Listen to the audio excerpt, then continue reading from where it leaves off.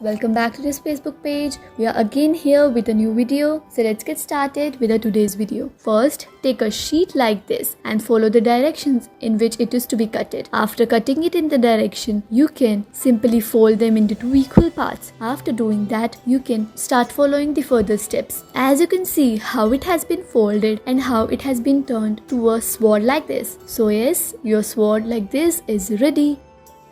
Take a yellow sheet and fold it into the direction as shown. After doing that, you can see that how this has been folded into a very beautiful pair of a pattern like this. Then another patterns, and wow, this block of chain and this pattern is looking very cute.